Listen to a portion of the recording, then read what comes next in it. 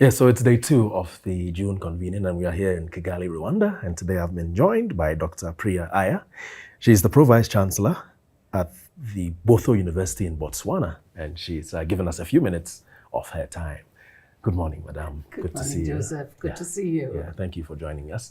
So we'll begin by talking about your session, which was a very interesting session. I especially enjoyed the topic, aligning institutional vision with holistic student success. So it's in 2 parts.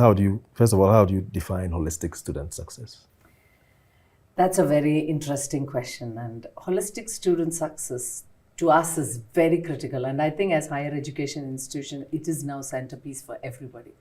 It is that when somebody graduates out of your institution, they're not just looking at an academic degree.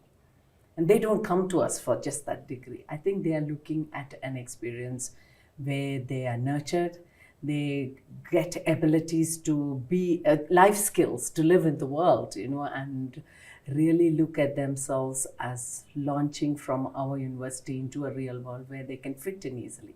And if we are able to provide them with all those aspects, I think that's where we win in providing them with that holistic student experience.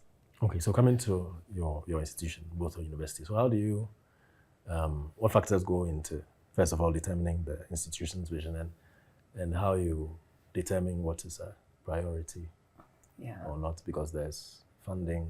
Yes, all those challenges that we talked about. There may be a demand for, because there may be something that's critical to a student's success, but there may not be a demand for it. Yeah, so how do you strike the balance? So in our strategy, employability sits at the center of what we do. So even there is the schematic diagram of our strategy, a summary version, and there is what is called the BGP or the Botho Graduate Profile that sits at the center. So everything sort of focuses on the student, and it is to showcase that our strategy is very student-centric.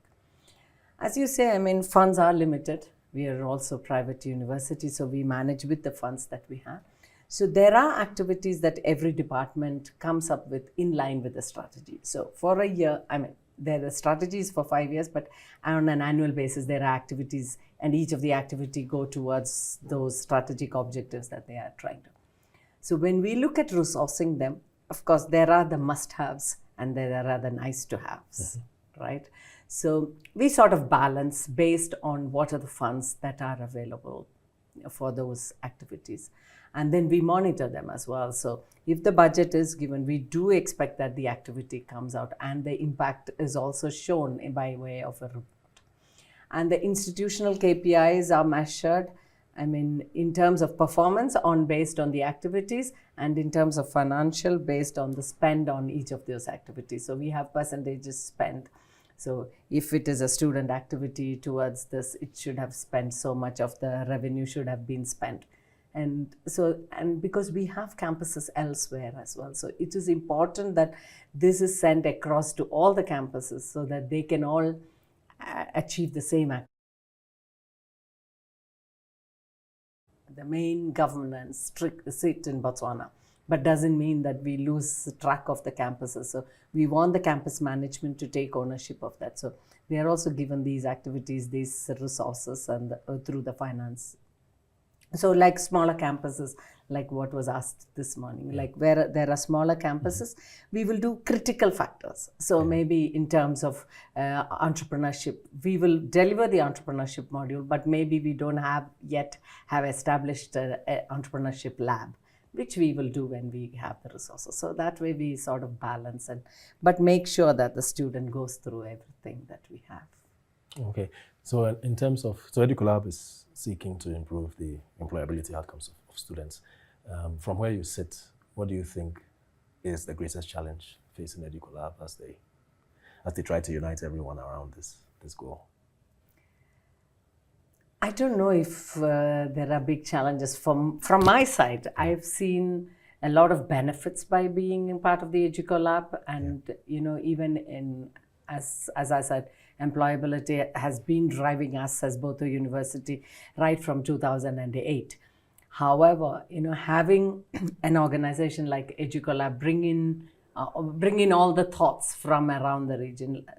Like today, I mean, small example, we are saying about aligning the vision to the holistic student success. So I heard from one of our partners from Nigeria who was talking about how they did special days on the values that they that they follow, and they do monthly activities to all students.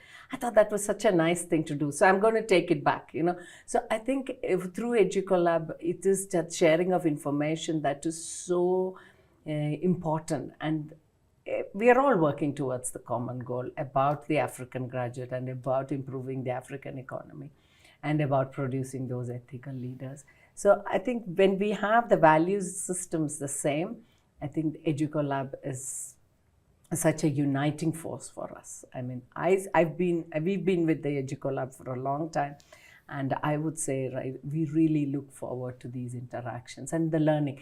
We've been also able to impart a lot from that. I mean, whatever we've learned, we've shared.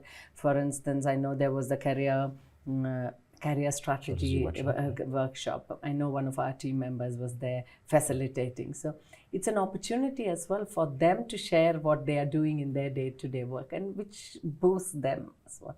So I think there are lots. Of course, the challenge will be bringing different minds together to bring that mindset change, because we are all from different contexts. We have different challenges in our economies. But I do believe on the whole, EducoLab is achieving what they have set out to do.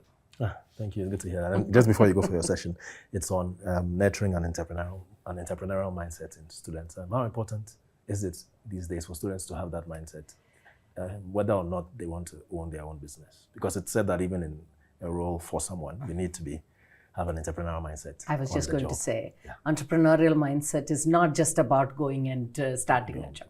Yeah. It is about finding a problem, finding a solution to it, and taking action.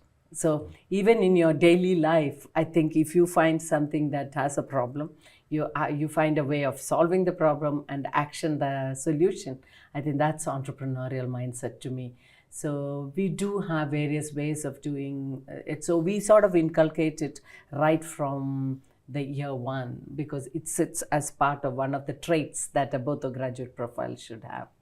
Yeah. So it's we find various ways which you will listen to in various sessions, but I think it is very important that everybody has that to think about a problem and how do I solve it. Is it a problem? Like you asked, what is the challenge? Mm. It's how you find a solution to the challenge. Like we say, don't bring problems. Bring problems with recommended solutions. Yeah. So I think that is what an entrepreneurial mindset to me is. Okay, thank you. It's almost time, but I'll just put you on the spot.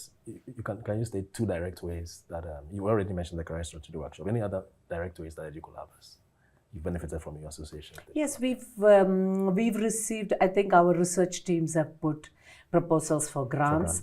In terms of, one was on challenge-driven education in our Maseru campus, and one was to do how to incorporate in entrepreneurship through internships. Okay. So they created a hydroponic lab, and then we had activities within that, and those were grants provided by EducoLab, and I think those really sort of gave the seed funding to some ideas and how you can develop it. So a direct benefit. All right, thank you so much. Thank you. Thank you.